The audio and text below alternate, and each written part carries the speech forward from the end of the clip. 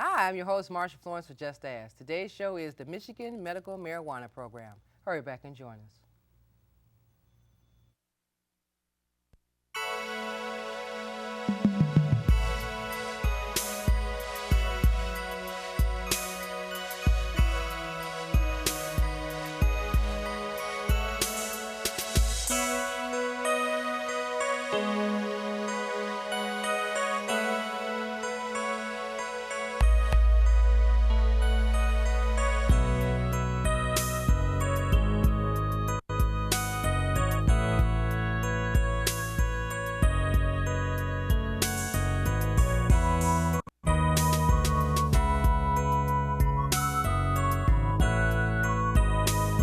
Hi, I'm your host, Marsha Florence for Just Ask. Today's show is the Michigan Medical Marijuana Program.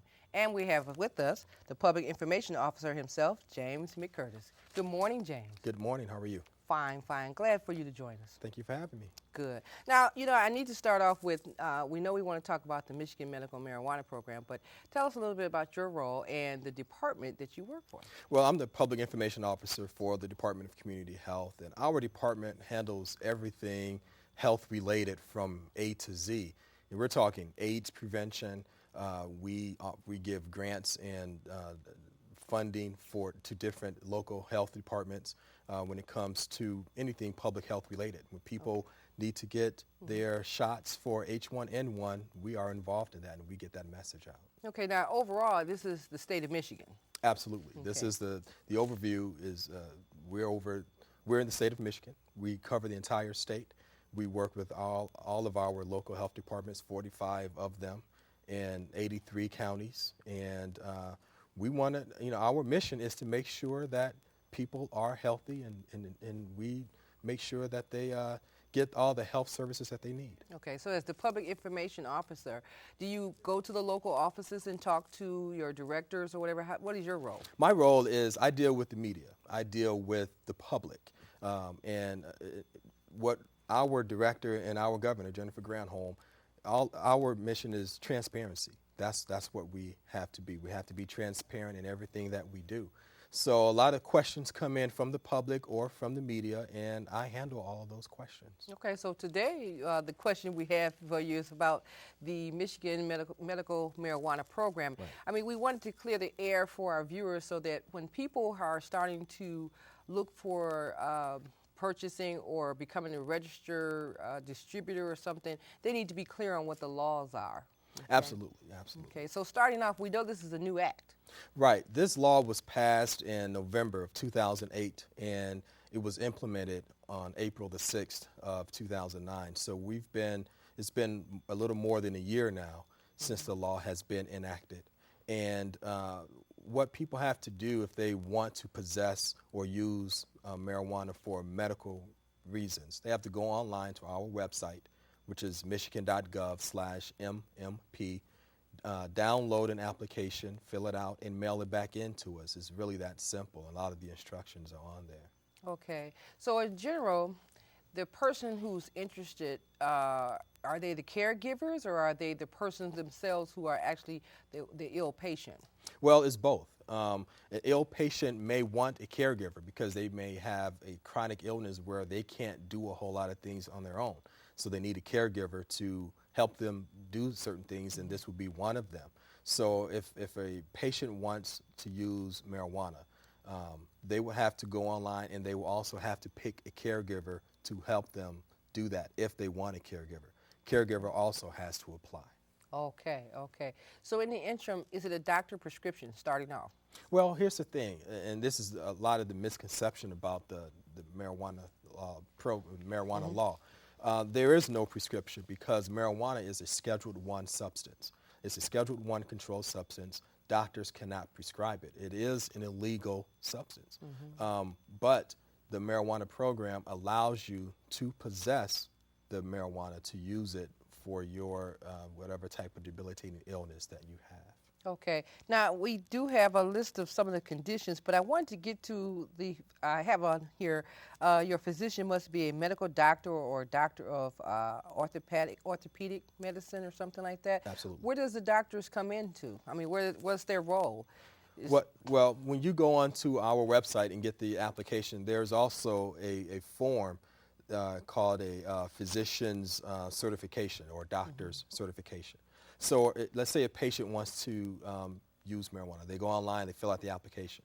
They also have to have a doctor fill out a certified document that says they have a debilitating illness, and that particular physician has to recommend, not prescribe, but recommend that their patient use marijuana for medicinal purposes. Yeah, that's the key word, recommend, because that's why I Absolutely. said people are getting confused saying, I got to get a prescription from my doctor saying I can have this. It is not a prescription. It's actually just a recommendation through the format of the form that you guys have online. Right. They have to get Okay. it. They have to use.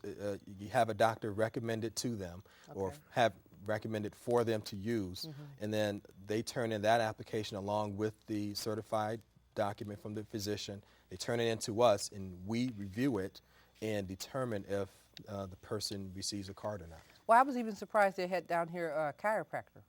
Well, they put that to make it clear that it has to be either a medical doctor or a DO, a doctor of osteopathic medicine. It cannot be a chiropractor, cannot be, other types of doctors, psychiatrists. It has to be an MD or DO. Okay, okay. Well, a lot of times, like I said, we're trying to make sure that our viewers have inside track on how to apply instead of just guessing at it. And they have to go to the website to download the application. Right. And then on the application, it gives you the address, the P.O. Box address that you mail it to. And if you have any other questions, it also has a telephone number for people to call. With that application, though, you have to mail in a $100 check, or if you are a Medicaid recipient or a lower income and you can prove it, then it's $25. So that's the application fee. Okay. All right. So what about the fact that, and I got off my question, but how long does the process take for them to get the information back? Sure. Once we receive the application, the department has 15 days to review it, and then after it's reviewed, if you are accepted, we have 5 days to mail you a registration card. But we've run into some problems with that as of late because this program has grown tremendously in popularity. Okay. I mean, that's not to be funny, but I'm just saying, I'm sure. Absolutely. So when you have a registration card, is it a card that you carry around with you at all times? Yes. If you are going to possess marijuana and the card allows you to possess 2.5 ounces or less, you can't possess any more than that. It also allows you to grow 12 plants. But if you're going to use or carry marijuana with you and use it, you need to have that card with you at all times. Okay, all right. So it's almost like having a green card. Or your driver's license or a state ID is the same type of identification that you would need to show the authorities that you are registered and that you can carry the substance legally. Now, does the caregiver have to have a card also?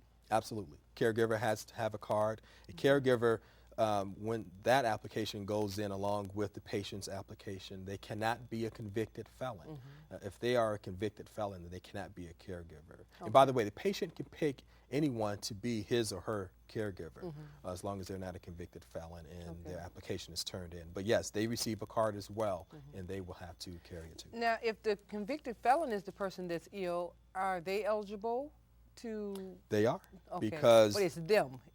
They can't just, I'm trying to find the word, they can't be the caregiver if they're a convicted felon. But if they're the Right. one who is in need of the marijuana themselves for medical reasons, they can apply? they Okay. certainly can. Okay. They certainly can. Okay. And as long as people see to it that they have their ID on them at proper times or in the house, because the house can get raided just the same, right? Somebody said, well, all of a sudden the neighbors have these plants growing. Is it that if law enforcement should come to a person's house, they show their ID and say, this is, I'm registered as a legalized person to grow this in my home? Yes, the law allows you to do that if you have a registration card, but it has to be within the law. It can't be more than 12 marijuana plants. Now, here's another thing too. If you're a caregiver, you can care for up to 5 patients. So if you're growing 12 plants, that's 12 plants per patient. So Wow. you can have additional plants. So if you got 5 patients and you have 12 plants per patient, which is quite a bit, you can have that in your household, but you have to have registrations for each one? Well, yes, you do. And Okay. the other thing, too, is that you're right. It is quite a bit. When you grow the marijuana, I mean, it has to be, the law says it has to be in a closed, locked facility. So, and that's all it says. Is it doesn't get any clearer than that. It just says a closed, locked facility. And so a caregiver can, do what they find fit as long as it's in a closed, locked facility. And how long does your registration card or approval card last? Is it a year, 2 years? Yes, it lasts for 1 year, and that's for a patient, and it's for a caregiver. But after that year, they have to reapply and pay the application fee again. So it is renewable, but you just have to continue to So apply. if it's renewable, does the same fee still apply, or is it a different rate at that point because you're renewing it? When you renew it, I believe it's the same rate that Okay. applies. Absolutely. Okay. All right. That sounds like a lot, but if it's helping, obviously when it became a law, it must have been helping quite a few people for it to be enacted in the first place. Well, this law was really pushed by various groups that wanted medical marijuana, and they pushed for it, and the people of Michigan voted for it. This was a referendum on a ballot. The people voted for it. The people wanted it. They have spoken. So now we have to implement the medical marijuana program in a way that is good for everyone. Okay, well, we're going to take a break and come back with some more information, supportive information. Ladies and gentlemen, you might want to get your pens out. You need to write these websites down and these phone numbers if you are interested in finding out more about the Michigan Medical Marijuana Program. We'll be right back. Hi, I'm Troy Gentry of Montgomery Gentry. From a mom struggle with cancer, I know the impact life-threatening disease can have on a family. Unfortunately, even having health insurance doesn't always guarantee you to be able to receive the care prescribed by your doctor. And for those without insurance, it can be impossible. Whether you have no health insurance or are facing health insurance denials, the nonprofit Patient Advocate Foundation can help at no charge to you when you're faced with a life-threatening disease. Call PAF today at 1-800-532-5274 or go online to patientadvocate.org. And welcome back to the second half of the show. For those of you who are just not joining us, we're talking about the Michigan Medical Marijuana Program with the Public Information Officer himself, James McCurtis. Now, ladies and gentlemen, let me say this. We brought this information to you today, and Mr. McCurtis is from the Lansing area. He's full of a wealth of information for us, and it's not just the Michigan Medical Marijuana Program that he has information on. It's a ton of information. So if you're interested in learning anything or wanting about more services, we're going to put the number up and offer to give out the number as well as the website so that you can always go online and see what services you need and find out more information about the Michigan Medical Marijuana, because we just give you a brief segment of it. You're going to be curious enough, you need to go online to learn firsthand what you need to know, and also call the number if you have additional questions. Now, I had to get that out because people do, this is just a short bridge of it, and they're like, well, what about this? What about that? We don't have all the answers today. Right. Okay. But let me ask you this now. I had the opportunity to go online myself and look up some of the medical conditions that will make a person eligible to apply. So it has cancer, glaucoma, chronic or debilitating diseases or medical conditions or its treatments that produces one or more of the following, which is severe chronic pain, severe nausea, seizures. Okay, so it's quite a few conditions that actually will be eligible for the usage. Absolutely, and that's why we want doctors to examine patients and determine if they have a severe chronic illness. A lot of people feel like they have to use marijuana to ease the pain that they are going through every single day with whatever chronic illness that they have. And that's the reason why a lot of different groups wanted to put this on the ballot, and I believe that's the reason why it was passed, because the people of Michigan wanted it. I saw Crohn's disease, HIV, AIDS, hepatitis. Alzheimer's was one that kind of surprised me. Yeah, and some of the people, their reasoning for using marijuana or medical marijuana is because they lose their appetite. A lot of the illnesses, chronic illnesses they don't have any appetite. They don't eat. And so, when you don't eat, you lose weight. When you lose weight, your organs begin to Okay. shut down and or become really, really, severely ill. So they think, or they figured if they use marijuana, then they can get that appetite back and start nourishing their bodies with food. So that's. I know at one point my mother was in the hospital and she stopped eating for a while. I mean, the length of time of in the hospital can cause that, and they tube fed her and everything. But long story short, when she came home, she didn't want to eat because she had lost the taste of food for so long.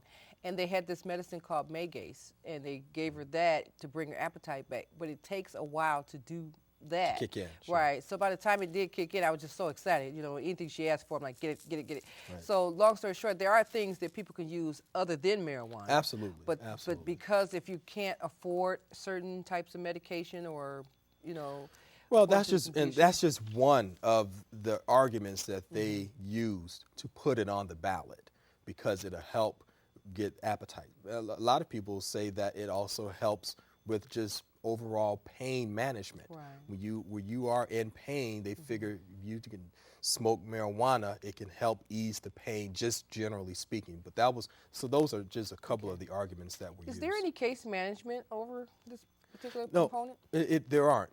Once you register for the card and receive your card, that the state is pretty much done. I mean, you are in our database, but the state is done. We don't offer any kind of case management, Okay. caseworkers, or anything with the program. So there's nobody who's following that patient or the registered person to see to it that they are following the guidelines. No, I mean, that's, in terms of the guidelines are concerned, I mean, that's something that law enforcement will make sure. Let's say if you're growing so many bushels of Yards full. yes, Okay. exactly. Okay. And that's way beyond what the law calls for. Then you would have to deal with law enforcement when it comes to something like that. Okay. Well, at this point, since it's new and it's not new, because you said it's been on the books now for a year, what is it a backlog? Is it a lot of people registering? And Yes. Okay. There is a backlog. When the program first began in April of last year, we had probably 100 or so people register in the first few weeks, and then the popularity has just increased tremendously since then. To give you an idea, back in the summertime, we had probably about up to 500 some people a week register. Yes, and now we're up to about 1,000 applications weekly, and so that created a huge backlog, which means everyone isn't getting their card in that 15 to 20 day time frame. All right. So what they have to do is use a copy of their application along with the canceled check to prove but after 20 days though. Okay. To prove to the law enforcement that they can possess marijuana. Okay, so let me rephrase that. So I register for it, and I don't have my card yet, and I feel like I'm in need of my treatment.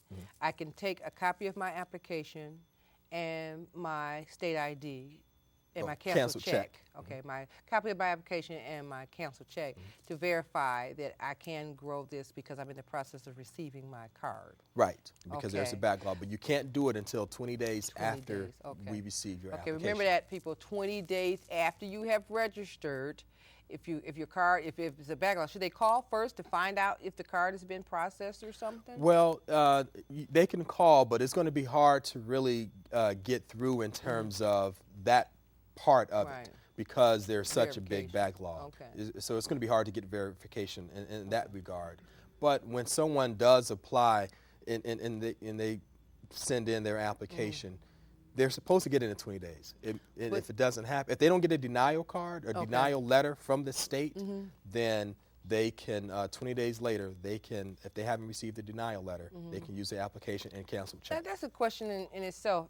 How do you know you're going to get a denial letter or not? I mean, you may be a person who really shouldn't have it, and yet you could get a denial letter, but we won't know because we're backlogged, so we could just go ahead and use Well, the denial letter, it'll be mailed out. It's the card because it takes a lot of technological things to process it, where a computer and all of that. But to get a letter out to you, believe me, that'll get to you. So that right come away. quick. Yes. Okay, so we should encourage our viewers to know that if you're going to apply, make a copy of your application, because you need to keep a copy of your application. Okay, and know that if you got a copy of your application, if you are a grower and you're trying to make sure that you stay in the legal time frame, that you have proof that you have applied for it. So that's your canceled check and a copy of your application. Absolutely. Okay. I think people just send it in the mail like, well, I'm going to apply for this, and they don't think about making a copy. Yes. But now you've made it clear. That's Make a absolutely copy. important, especially now with the backlog that we're having, to make a Okay. copy so you can show to law enforcement, hey, I applied for it and I actually paid for it. Here's my canceled check. Okay. And that way you can you have the Right, documents. Yeah, Now, I got to exactly. ask this question because I know some viewers are saying, what about, is there an age criteria? There is. For people who are 17 and under, they will have to get parental consent. They can still apply for the program, and they can still receive a registration card, but parental consent is needed. If you don't have that parental consent, we're not going to even touch it. You're going Okay. to get a denial letter right away. You say 18 or 17? 17 and under. 17 and under. 18 and over, there is no, you're an adult, so Okay. you apply for the program as an adult. You know that's scary, okay? Yeah. Okay, scary because somebody's kid is going to say, well, I do have an ailment here and I think I should apply. Well, So- and that's why we have these parameters in place where they have to get a doctor's certification. These doctors have to be registered with the state of Michigan or licensed with the state of Michigan. So they're not just, they can't just grab their friend and say, pretend to be a doctor. These are doctors who are registered or licensed with the state of Michigan Okay. that give the recommendation. Okay, and the 17-year-old must have the parental consent as well as the doctor's order. Absolutely. Okay. All right. We had to clarify that because, somebody will try it never just know. to see. just to see, For sure. if he can slide it in there and become, a distributor or caregiver and all that kind of stuff. Absolutely. Okay. Absolutely. All right. Well, James, we're going to take another break. And ladies and gentlemen, when we come back, we're going to find out more about the department itself because, once again, it's a lot going on with the state of Michigan that you know little about. So we'll be right back. Oh, those boys are much too much. Those boys are much too much. We got the spirit. We're hot. We can't be stopped. We got the spirit. We're hot. We can't be stopped. We're going to beat them and bust them. Beat them. The smallest moments can have the biggest impact on a child's life. Let's get a little bit rowdy. R-O-W-D-Y. Take time to be a One dad more today. time. Oh, those boys are much too much. Those boys. If a natural disaster happened, we'd probably all meet around the grocery store. We would all meet at a bus stop. Oh, we'd probably meet at our neighbor's house.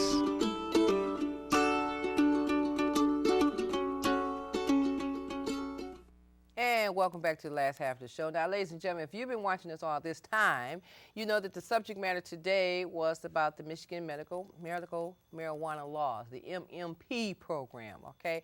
And those of you who are trying to find out more about this program, please, I should have gave out the number earlier. Is there a number that they can contact? There is a phone number. It is a 517 number. Okay. It should be on the So that's application. 517-373-0395. So that's 517, area code 517-373-0359. So we're going to air that number as well so that you, the viewer, can get more information.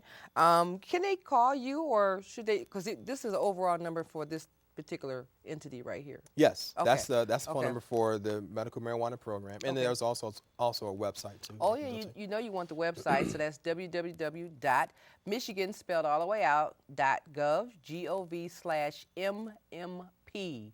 So www.michigan, spelled all the way out, .gov, /MMP. So before you start venturing into purchasing and planning and doing all that kind of stuff, you need to contact these individuals and ask them some questions so you'll be thorough and you won't get stopped or harassed by your public service people, because this is a law now, but you got to be within the law range, all right? Okay, James, I want to be able to show our viewers some of these applications. Now, overall, this is the application process here? Yes, what you're holding up there is the general application for a patient who wants to register Okay. for a registration card. Let me see this sheet because people need to know when you go online, you can download the information yourself. okay, and be on point on what you have to do to follow the guidelines, okay? Absolutely. Very self-explanatory, okay, okay, and this is one of them. And then there's one for the caregiver, okay. Right, and once again, a caregiver cannot have a felony, and a patient can pick whomever they want to be their caregiver, and they can possess the marijuana. Okay, okay, so we got or that grow one. it. Okay, and most of all, which is one of my most important ones, the minor. Okay, okay. I mean, you know, when you say minor, ladies and gentlemen, be cognitive that you do have teenagers that do have chronic illnesses and stuff, but Absolutely. you want to oversee them. You just don't want to turn your kid loose and say, okay, he's 17, he's smoking pot. You don't want to do it that way. You want to be able to support your child in a positive way. So they have a lot of literature on the minor program, okay? So if you are a parent and you have a child with a chronic illness, and I think people have to think about that seriously. They do, yes. You know, because kids, you know, you want your kid to grow up and be active and have fun in life, not, you know, slow down. And, Well, minors, they have to have parental consent, again, as we said before, and that's the key, parental consent, and then the doctor has to be the authoritative figure to recommend it or not. Okay, and keep in mind that you have to have, if you don't have your card yet that comes in the mail, keep a copy of your application and your canceled check with you at all times, okay? If you have to have one in the house and one in your wallet, do that. But don't get caught out in the street somewhere talking about I was trying to get back home and this and that and get arrested for nothing. Right. All right, so if a person have a run-in with the law, what would you recommend? I mean, if they have this legal rights to do this, should they always have a lawyer available or something? I think they should, because law enforcement, they are still getting used to the law, if you will. And I think a lot of people are still trying to get used to the law and get their heads around marijuana being legal for medical purposes, how much you can carry. You know, understand law enforcement, they're used to getting the guy who has marijuana because marijuana is illegal. And so I think that if a person has it and the law does protect them, they still should have a lawyer on hand if in case something happens that they think there's some type of injustice. Okay. All right, all right. And I want to touch on this program. A lot of people don't know the new smoke-free law has been in effect. So, James, you got to kind of cue us in because, you know, we got very little information on it. But what is the smoke-free law? Well, the smoke-free law basically bans smoking in all public places, all workplaces, restaurants and bars, barbershops, laundromats. Wow. So it's been implemented by the state legislature to protect the employees. But it also goes further than that. It protects people from secondhand smoke or the dangers of secondhand smoke. So this list here that we have, is this a list of the businesses that say we are smoke-free? Yes, that's just a list of some of the businesses that said they are smoke-free, but that list now is a bit obsolete because all businesses are smoke-free. They have to be by law. Okay, this is a grown-up piece now. Now, are casinos under that same ruling smoke-free or?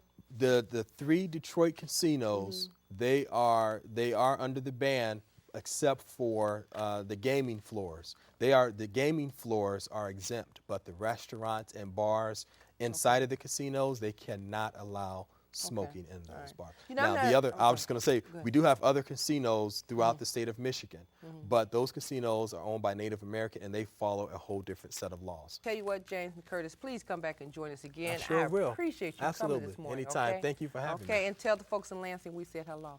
Okay. All right, ladies and gentlemen, I'm your host, Marsha Florence for Just Ask. And what do I always say? If you have a general question or if you have a question about a person with a disability, don't be afraid to ask. Just ask. I'm your host. Thank you.